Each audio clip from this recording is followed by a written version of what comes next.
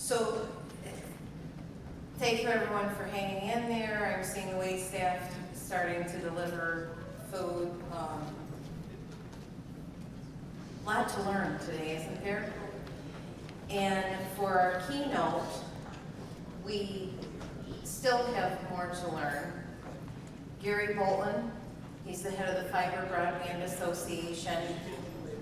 For those of you that may have seen earlier in the year, he put together a playbook for the state so they could prepare for this BEAD funding. He's the head of the largest fiber association in the country, probably on this continent, right? And of all that we keep hearing, it was funny, Chris alluded to changing from one technology to the next.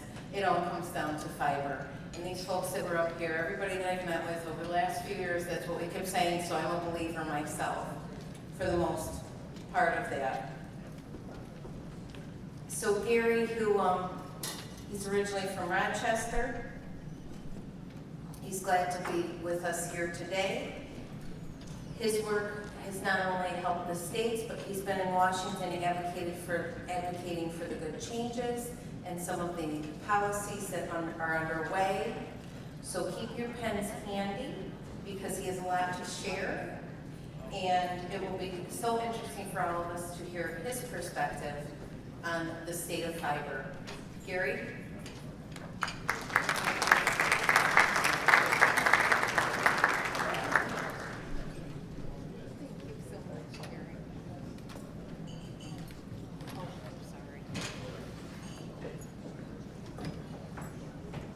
Good afternoon. How's everyone today? So I think we heard earlier, so the best way to have a good audience is to feed them. And so it looks like I'm in a well-positioned spot for you to enjoy some lunch. As Jen said, I'm responsible for the fiber industry, not only in the U.S., but basically in North America and all the way in Latin America as well. And we're in a wonderful time, a fantastic opportunity for us to really make an incredible difference, I would want to say, on the generations to come. You know, if you think about 85 years ago with rural electrification, about being able to get power to every American, we are here on the cusp of getting fiber to every American. It's going to be so transformative. Not only just to be able to connect to the internet, be able to work from home, education from home, but fiber and broadband have the opportunity to change the lives. You know, think about every third grader. By being able to get third graders access to basically the world is going to reduce incarceration. It's going to provide digital equity so everybody has the same opportunity. It's going to reduce the traffic on our roadways by being able to have autonomous vehicles. It's going to open the metaverse for all of us going forward.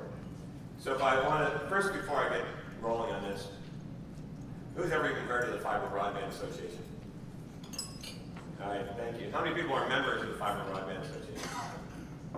Does anybody tune in for Fiber for Breakfast?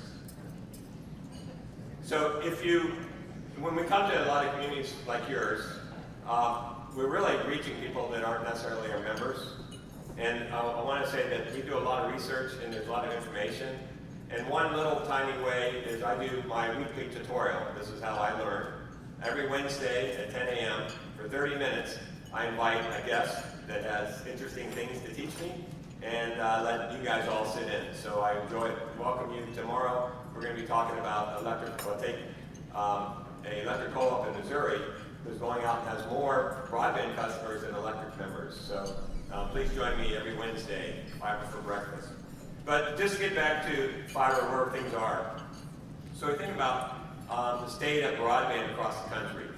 There's really three things that determine whether someone has broadband, right? It's, do you have access? Do you have the right geography? In other words, do you live in a rural community? And is it affordable? And so when you think about, you know, starting right now, hitting the access part, the availability. The FCC's 477 data says there's about 14 million Americans that don't have access to 25.3. When you actually look and see what the real numbers are, it's something more like 42 million. And so what that really tells you is that the FCC has really bad broadband mapping, which is something called the National Data Act that's supposed to get better broadband mapping. But then when you think about all those 42 million people, where do they live? They're being discriminated by their zip code. And so, as you heard from the earlier panelists, if you live in an area that's hard to reach and expensive to reach, you probably don't have 25 free or better. And even that number is silly. It's a ridiculous number. I mean, when I ask you how much power, how many kilowatts or megawatts do you have to your home, right? Who cares, right? I know that my lights work, everything in my house works, I have all the power I need. So why shouldn't the internet be able to give you all the bandwidth and capacity you need? And so the reason these are kind of political, I'll call them lobbyist terms, to try to basically prevent people from being able to have robust access. And then when you get down to, I hear this all the time. People call me up and say, I live out in Oklahoma in a tribal area, or I live, some remote area, and I'm paying $200, $300, $500 a month because I get my data caps, I'm trying to use satellite, and I just have expensive broadband. And then the government says, hey, here's emergency broadband benefit, here's $50 subsidy, or here's ACP, here's $30 subsidy. Trying to apply $30 to a $300 internet bill is not helping any low-income person. And so not only do you have to have fiber everywhere, you have to have it that is low cost, so that that $30 means something and really can make a difference. And so what really changed? Why did all of a sudden broadband become the number one thing on the administration's mind and every elected official? It's the pandemic, right? We all went through the pandemic, and we saw how that really shifted the way that we think of broadband, right? It's the ability now to work from home. It's the ability for our kids to do online education. It's the remote health care. I mean, how many people want to go sit in the doctor's office now when they can go and get their prescriptions redone on an iPad, right? It's really changing that the way we work, live, and play. It also changed the narratives. Coming into COVID, we even saw former FCC commissioners stand up in front of Congress testifying that rural America really doesn't need that much broadband. And that's where you saw when the administration over a year ago came out and said, hey, we're going to say the minimum, we needed 100 by 100. We saw all kinds of lobbyists come out. We need to lower that upstream because we need to be able to have technology neutral was the term. And that technology neutral means is if you're advocating for technology that doesn't have performance, you need to dumb down what everybody gets so that your technology can be included in the funding. And that's not really thinking about people. When you think about broadband, you really have to think about people. And so now we're really starting to think about people, and that's why the narrative has really changed. So, we had this amazing network called the PSTN, the phone network. Remember that? If you guys remember way back then, you had your 5 nines reliability, 911. It was amazing. Everybody was connected by phone lines. And, back in the mid-90s, when we started to build out DSL, which was trying to, put that signal across your phone line, it was great. And that's where we came up with these asymmetric terms and so forth. But now, that phone network has outlasted its usefulness like all great technologies of the past. And what fiber does is it provides the network of the future for the next century and beyond. And so we're able to now be able to see what people are deploying as 10 gig. At our conference, we saw demonstrations of 100 gig PON. So we're going to be into terabits for fairly short order. So it's really important that you build out the physical infrastructure that's going to be future-proof for years to come. And so we were very, very fortunate that the administration, with the Infrastructure Act, you heard Senator Schumer talk about the IIJA, and so you have basically on May 13th, 3 notices of funding opportunity came out. One was for the BEAD, the Broadband Equity Access and Deployment Program, which was $42.45 billion. That is the key program that's going to provide that critical infrastructure. And then you saw more money, $2 billion for tribal broadband connectivity, and then there's basically $1 billion for middle mile, which might be a little bit light in terms of those money. But what we did is we focused on the BEAD program. So how many people have seen our broadband infrastructure playbook. Chris, Jeff, a couple people. So if you go to our website, you can download the broadband infrastructure playbook. So as soon as the president signed the IIJA into law, we studied the statute, we interviewed all the state broadband offices, we found the state best programs, and we built a broadband playbook for every state broadband office to get ready for the BEAD program. Because we knew when that money, it was going to take 180 days for NTIA to come out with the rules. And so at the beginning of the year last year, we issued this playbook so that all the state broadband offices could get ready to go. Because when you think about these programs, you got to start with the foundation. You got to start with the infrastructure, which is the BEAD program. And once you have the right infrastructure, then you can have the subsidies, the ACB, on top of that, and then digital equity. So these things all have to build, just like building a house. You have to have the right foundation. And so when NOFA came out on, it was actually the day before the NOFA, Commerce called me up and said, hey, you're going to be a super happy person when this comes out, and which we definitely are. So they had some really key dates that came out in the NOFA. The first is every state broadband office, not every state had a broadband office, so that's why we wanted to get out in front of this, is that they need to send in a letter of intent. And this is due by July 18th.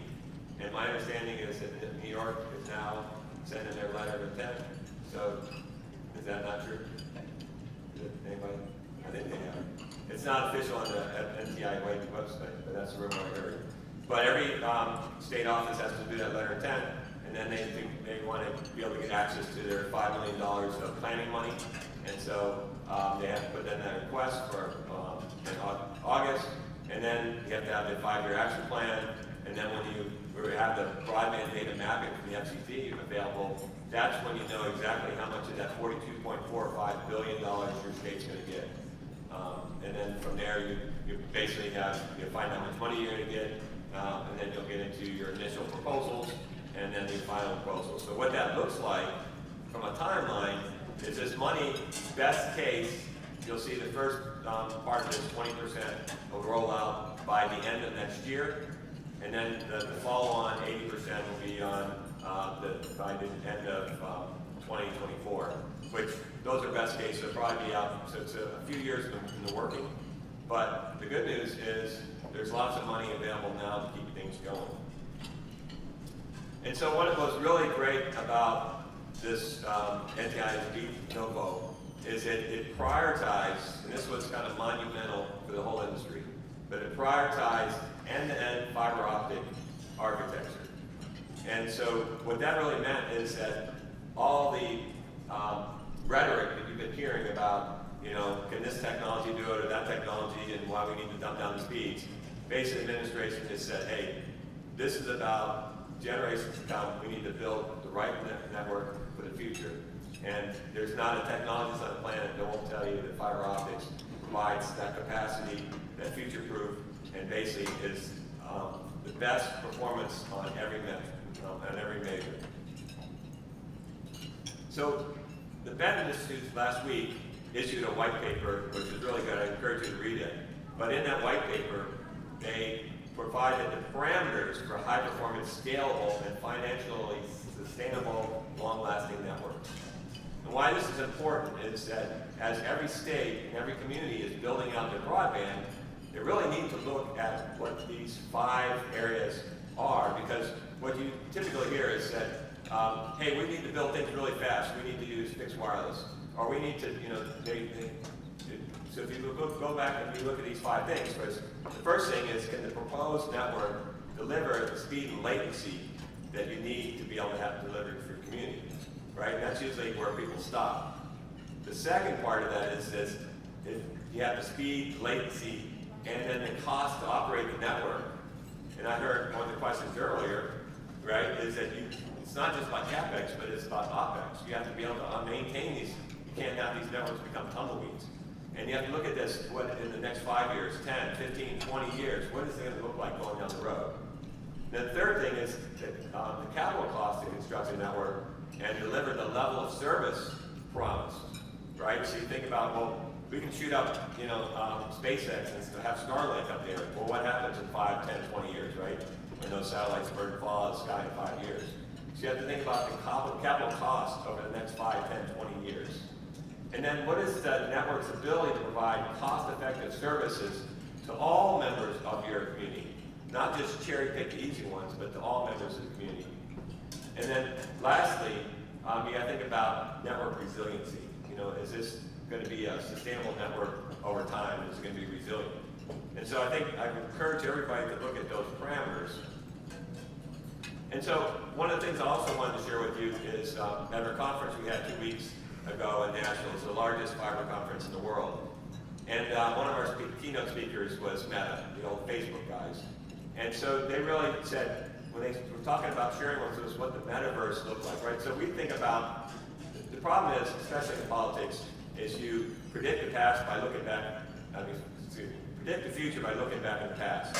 And that's very difficult to do, right? That's where you start doing crazy things. But you really have to think about what is it that we can't even envision is going to happen in the future. And that's the metaverse. That's the guys at Meta, all these guys out in Silicon Valley working on. And they really said that what the metaverse requires are 3 key things. First is symmetric bandwidth. And that seems like a no-brainer. Anybody who's been working from home know that you need to be able to, if you're going to have a home business, or be able to upload files, or be able to do Zoom calls, you got to have upstream bandwidth. You can't just have it asymmetric so that it makes it easier for other technologies. Also, when you start to move into the metaverse or any kind of applications in the future, you start looking at latency. Latency is that delay. And so if anybody's ever done any kind of VR goggles, you'll notice that if it has any kind of delay, you'll start getting that motion sickness. And so you need to really be able to get your latency down. Think about autonomous vehicles. You don't want to have any delay, right? Anything that's mission critical in the future. And then as you start moving towards the metasphere, the metaverse, is you need to be able to think about, it's not just going to be you on there, but as you add more and more communities and more people, that they all have to be able to be concurrent. And so all the applications have to work just as well, whether it's one person on, or thousands or millions of people on. And so it really needs to have, you have to move beyond the speed test to the experience test. And so that quality of experience becomes monumental. And so when we start looking at cost ownership, you know, one of the tricks you'll see from other technologies is they'll be, oh, we have to get this out really quick. And if I put up an antenna, I'll be able to do this really cheap. And so we did a study at the Fiber Broadband Association that says, yeah, the first cost for fixed wireless is about half that of fiber on day one, first cost. But when you look over the total cost of ownership, going back to the Benton Institute criteria, all of a sudden you find out over a 10-year period, the fiber is half the cost of fixed wireless. So don't be fooled by what the first cost is. Look at what is the sustainable cost over time. And then think about that if you do it right the first time, fiber lives over 1,000 times more capacity than fixed wireless. So why would you settle for something that's not going to be future-proof? I was going crazy over Elon Musk. Ardoff was going to give $1 billion to the biggest billionaire in the country, in the world, and it just didn't make sense. So we did a study and provided the FCC to make sure that Starlink never saw their Ardoff award. And basically the study showed that of the 640,000 locations that are going to be relegated to low Earth orbit satellites, that 56% were not going to get the bandwidth promised by the RDOF option. 56%. And that's using the best parameters available by Starlink. And so you have to be really careful, because once you put a satellite in the sky, then you have politicians say, oh, that community served, you got satellite service. But it doesn't bring you economic development, it doesn't bring you jobs, it doesn't bring you all the things like smart grid modernization, public safety, all the things that critical infrastructure is going to deliver. So you have to be very, very careful of falling prey to something like low Earth orbit satellites. And then also the wireless guys say, hey, you can all use your mobile hotspots, you can use your phone, no one needs wireless, or no one needs fixed broadband. But I think you heard plenty this morning that having a mobile hotspot is a great convenience, but it's not what you want to rely on for work from home, school from home, your healthcare, all those things. So it's really, if you think about it, that 80% of mobile calls go over the fixed network. 80%. And that's because every time that your phone can find a Wi-Fi signal, it's going to drop off that wireless signal and then go into the fixed network because of reliability. That's the way it's designed, and that's what you want to be able to do. If you have more fiber infrastructure, your cell phone is going to work that much better. And that's really the path to 5G, is to be able to get that fiber as close as possible. So when you think about where we are in fiber deployment, we have right now, as of last year, about 60 million homes that had access to fiber.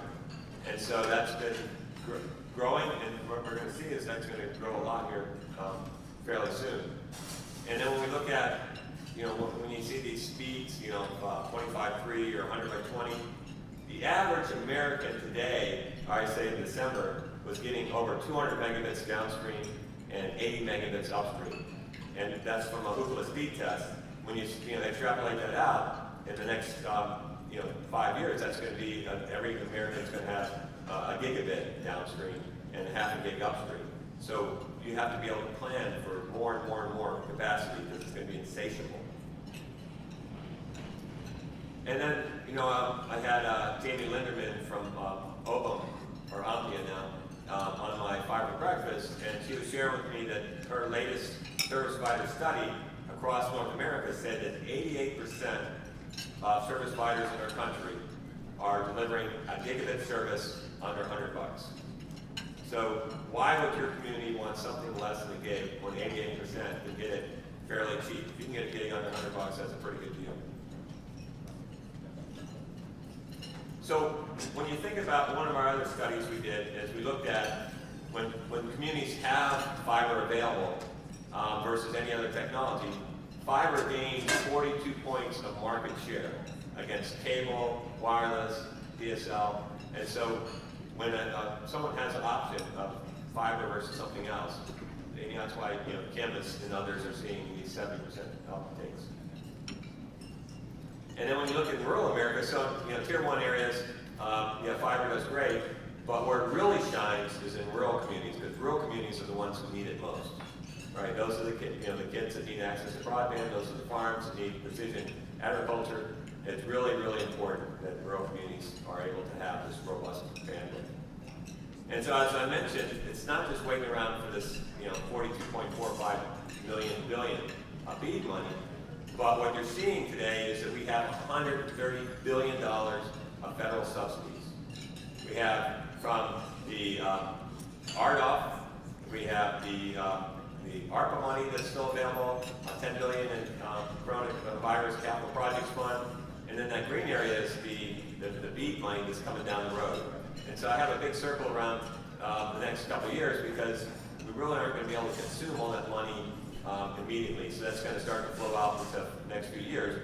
But what it means is that we have more capital to be able to deploy fiber than we've ever had. It's, our traditional run rate was about $4 billion a year of broadband subsidies, and now we're going to be up there, in the $25 to $30 billion for the next couple of years. So we're going to have a lot of capital to work with. And so what that means is in the next 5 years, so we've deployed last 20 years, somewhere between 50 and 60 million homes with fiber. In the next 5 years, we're going to see more fiber being deployed than has been in history. I'm going to skip a few of these.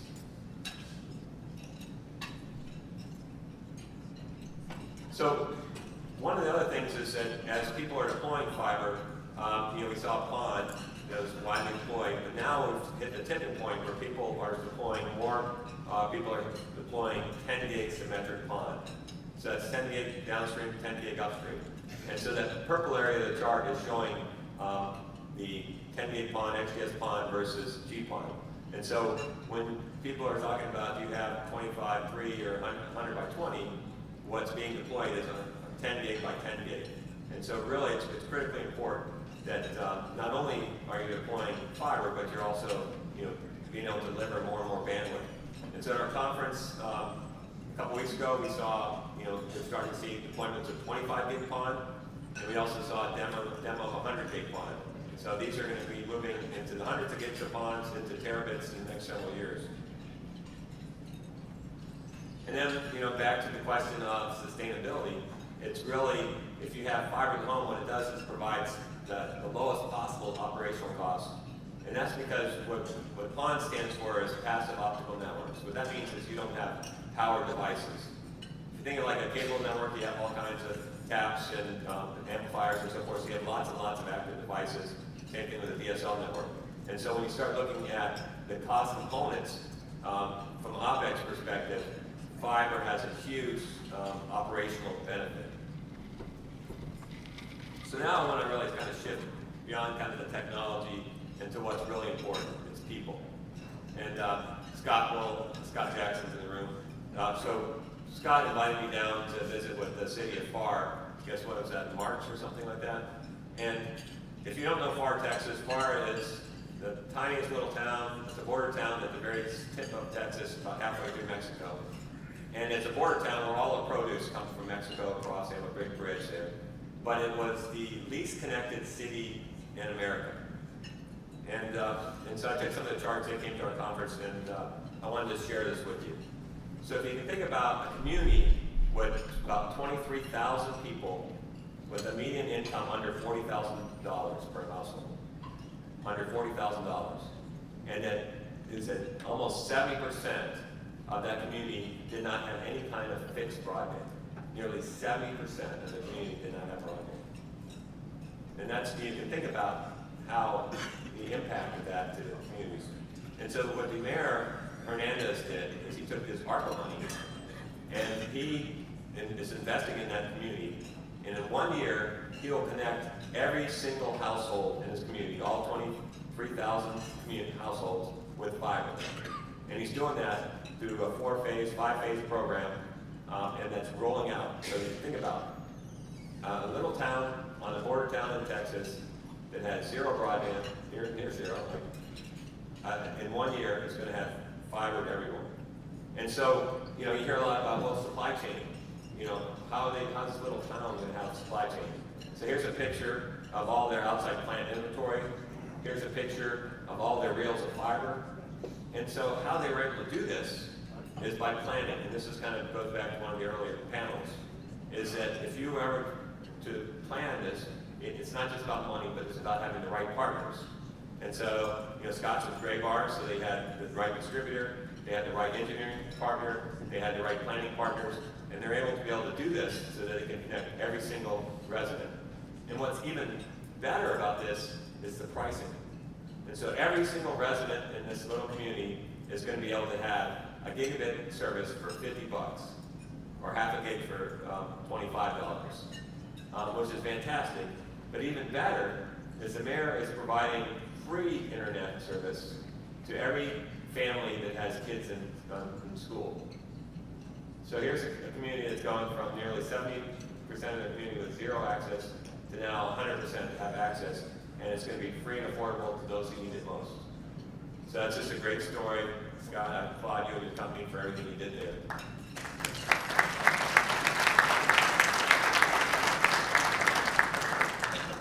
I also wanted to share with you another story. So right up the road from where I live is Chattanooga. You guys may have heard of Chattanooga, Tennessee.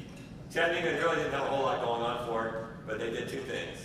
They put in a fish tank, and they became the first gigabit city in the world. And what happened is we took a look 10 years later, and we found that by investing in fiber for the community, so it was an electric power board that put in a municipal fiber project, and they delivered $2.7 billion of economic impact. And that fiber created 9,500 net new jobs. It also modernized their smart grid, their electric plant, and they're able to be more resilient against power outages and be able to save a ton of money. So what really kind of shocked our community was people started then immediately moving to Chattanooga because they had gigabit service. And they started having all kinds of incubators and startups, and they had one of the themes was what you can do with a gig. So everybody started to move to Chattanooga. So of course our mayor stood up and said, all right, we got to be a next gig city. And we were able to take the utility with Google Fiber and be able to do the same thing or similar thing. So it's really important that not only is this investment critical for the quality of life, but it's very accretive from economic impacts, as far as create jobs and, more improve your GDP. So just kind of to net all this out is when people ask me, and so Bob and Kim have one of a wildly popular working group in Fiber Broadband Association. It's called the Public Officials Roundtable. And they have over 150 public officials in 46 states that get together for once a month for it's supposed to be an hour and a half, but it lasts about 2.5 hours usually.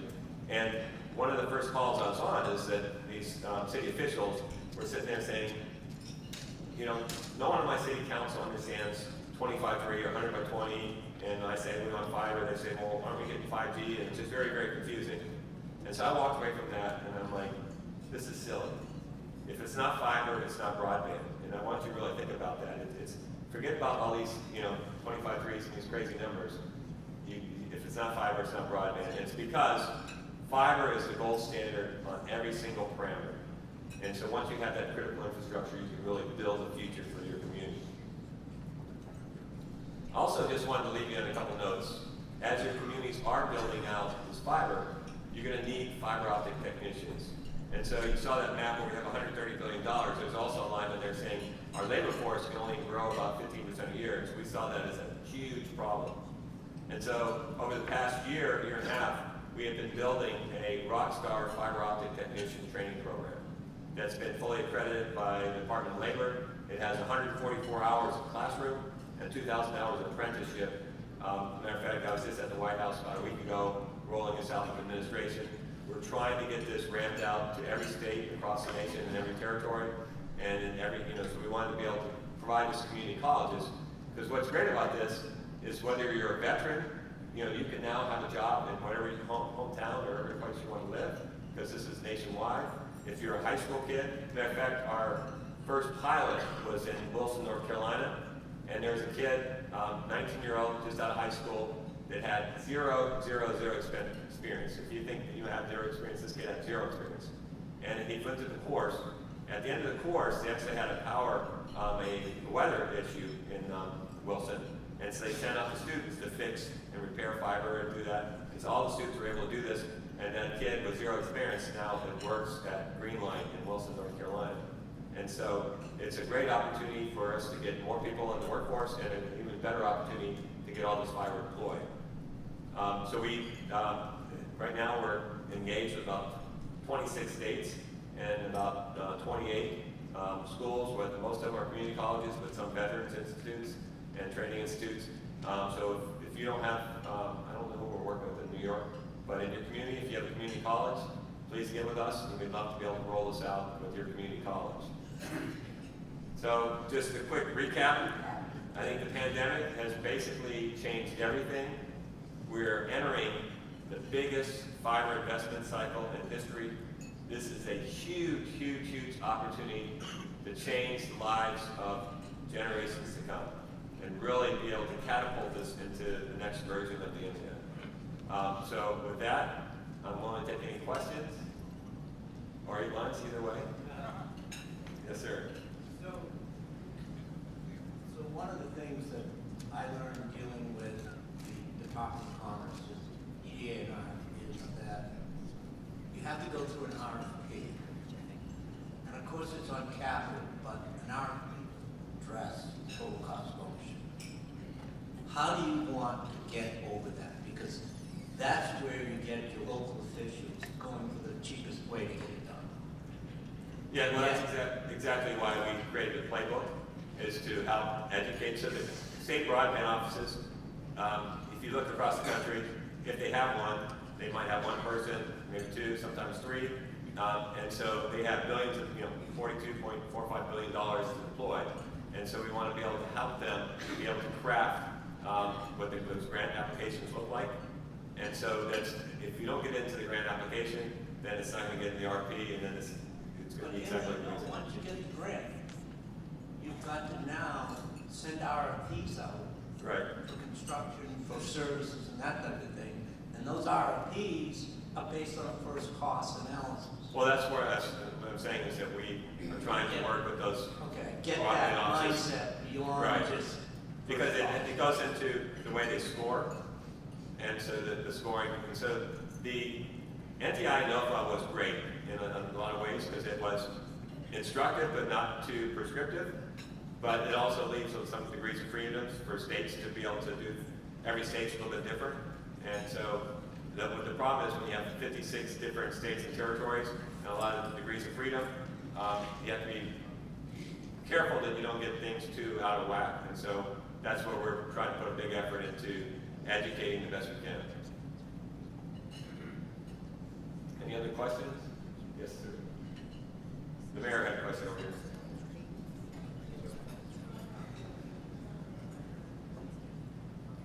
What's your group doing with regard to making legislative awareness, putting fiber on the same level as any other infrastructure like water and sewer, et cetera, for municipalities?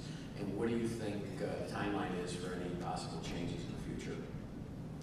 Yeah, so, I mean, we put a large focus on advocacy, obviously, and, so the number one was to, as the infrastructure bill was coming through Congress, is that we had all our members come up and meet on both sides of the aisle so that we could have a bipartisan support of broadband and infrastructure.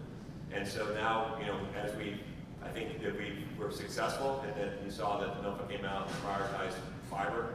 So that was a huge, huge, huge victory, because it's, when you start thinking about the politics of trying to, use these terms like technology neutral, another one, advocacy term is called no overbuilding.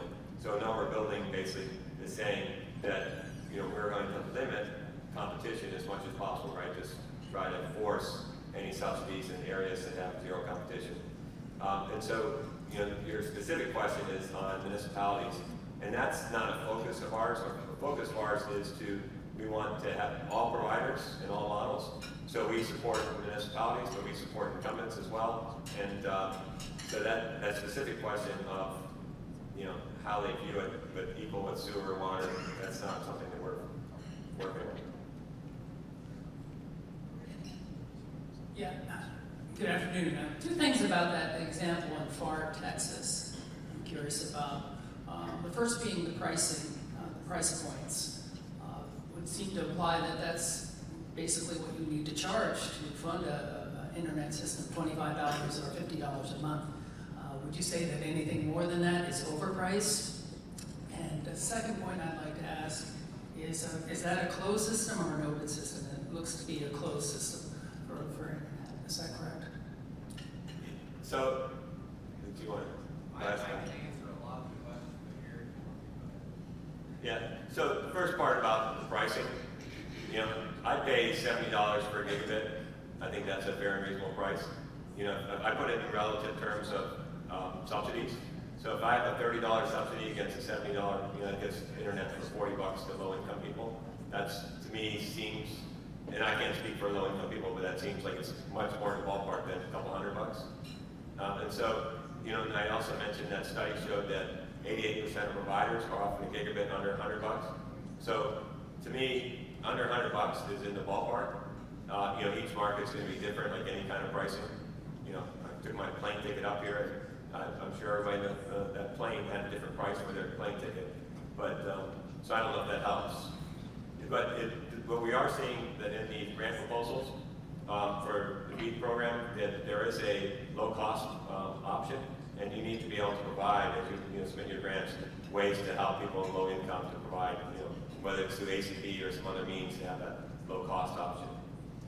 And then as far as open and closed network, do you want to talk about that, Scott? Yeah, it's close. So here's how FAR structured this. So they had Joanne Hovis, she's a fellow CTC member. She did the feasibility study, and a Cobb family of engineers. They found out what the break-even was. It's such a low median income that people just are poor. And so the city said, all right, what can we break even? So $25 and 500 meg symmetrical was $45 1 gig. School kids get the 500 meg symmetrical free, and what they did is they used the ARPA funding to do that, and they made the school districts part of the team FAR. Any extra money that the network can make goes into the general fund to pay for police, fire, water, sewage, and all that stuff. So they totally structured it where they would make no money. And if they have to adjust prices, they can. So if you're going to be for profit or you need the extra money to pay for your technical resources, et cetera, then that's a holistically different story. And one last thing I'd say, you saw all the stuff on there with all the supply chain, a lot of partners, and Corning's in the room over there as well. You mentioned Graybar, but Corning pulled a lot of strings with Graybar to make sure we can get deployed in 1 year. And supply chain challenges is a feat, trust me. But it's very cool, and I can answer any questions later. Thanks, Scott. And Kara, I'm sorry, I forgot to mention Corning, obviously a big partner of ours. Any other questions? Again, Jen, I appreciate you inviting me here, and I hope you guys, I wish you the best of luck with your network. Please check in with me on Wednesdays at 5 for breakfast at 10 a.m. And if there's anything I can do to help you guys, please reach out to me. So thank you very much.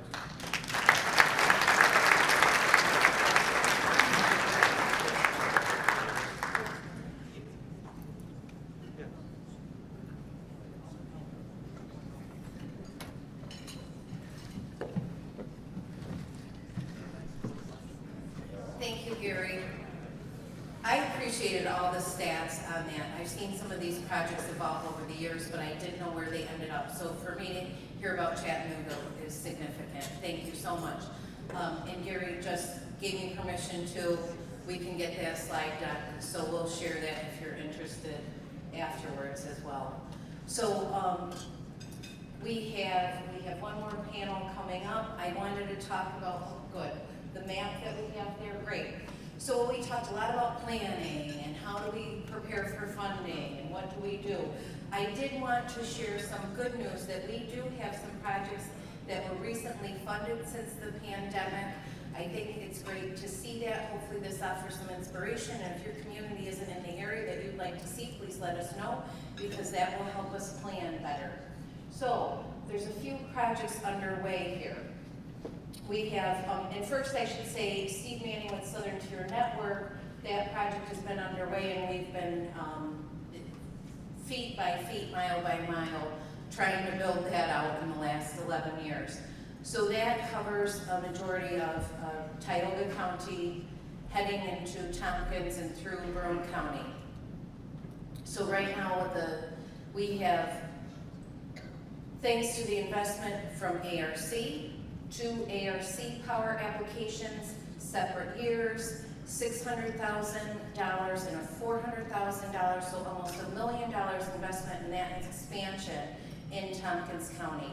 So that's something, congratulations to the team on Tompkins, and I know there are more opportunities there as well that will open up for economic development there. We are looking at, the New York State Power Authority pilots, and we have a speaker coming up, Mayor Bill Acey, who was the recipient of one of those awards in Sherburne, New York. He has community electric there, as well as the town of Nichols. This was a real hard one to get to for many years. So I'm really pleased. Steve Manning put a lot of time into that with Leanne, Timmy, and Team Tioga. That's phenomenal. We looked at that as an opportunity zone investment, and then this came through with the Power Authority. So Ali, thank you so much for that. We really appreciate that investment there. CDBG. So Shane Butler, County Planning Director for Shenango County, he didn't want to wait for the federal dollars to come out 3 or 4 years. He saw an opportunity to serve the community with a wireless solution, and that's what he has underway now. So that's really exciting as well. And we were hoping to have an announcement right now, but I'll probably get a note tomorrow. We have an application, and Chuck mentioned this program. So NTIA last summer had a NOFA out to apply. And I didn't know which way this was going to go. For 10 years, we're told 40 to 50,000 per mile. We should look at wireless because there's no way we can afford fiber to the home. So we looked at the NOFA, and I called up Chuck, And I called up a few other providers, Lee Hafley as well, and IWC in Shenango, and said, boy, I have the hardest areas to serve. Would you be interested in helping us out and applying for NTIA? And all three of them stepped up. How amazing is that? I am overwhelmed with that. So that taught me two things working this. One, we can serve the most remote areas. And two, our ISPs will be able and ready to run fiber to the premise. And as Chuck mentioned, that's how he solved that problem in Tompkins and Tioga there. Him and Lee worked together and said, will you take one end of this and one on the other? That's what's so important today, that you have that networking opportunity. So we have another hour, and please network with the ISPs and get to know those in your neighborhood. The other project we have underway, Beth Lucas with Broome County Planning. She is working with the mayors of Endicott, Johnson City, Binghamton, and the town of Union to look at smart city applications. Where would that, if we get this expansion with Southern Tier Network, as the mayor said they're investing $1 million, where is it appropriate? What sort of solutions are we looking for? And what sort of infrastructure should we build to support that smart city development? And thank you to Joe Starks and his team and Andy Lukashevitz for working on that Smart Cities application program. That's been great. I've been fortunate enough to be with Beth on that program, and I'm learning a lot. So there's, and as we mentioned before in the planning session, we have urban areas and we have very rural areas. So Beth has the Smart Cities application for her urban areas, and is also working on an assessment how to improve the infrastructure in the more rural areas. So that line, that brown or orange line as that looks, that's where we're looking for expansions with Southern Tier Network. Can we make that work, the dollars and cents, running up to Whitney Point, then continuing to go through Portland? Can we connect to Syracuse? And imagine if we could connect to Syracuse, the economic impact that would have for our small communities along the way. As well as continuing and finally getting out to Carolyn Price and Windsor. That's my goal, and to get to deposit and to connect to some of our partners and our ISPs that serve out in the eastern area. So while we're working on those plans, we have started to explore too, does it make sense to build redundancy in these areas? To give you an example of what came out yesterday in the news, I don't know if anyone saw, if I'm on LinkedIn, I giggled, because we all saw a beaver pictured, and one beaver took down a community in Canada because they didn't have redundancy built. That when we talk about redundancy, and I forget if it was Chris that mentioned the pole that took down Fort Drum, those types of challenges, that's why it's important to go in from one side, because if that line is cut, the provider can reach you from another direction. So those are some of the projects that we have underway already, and we are planning for more. So if you don't like what you see on this map, please let us know that I would like to be engaged with you and build further in your community. That's what we're thinking about for now, and I'll offer a short break for a few minutes, and then we'll come back with our fabulous third panel today. Thank you.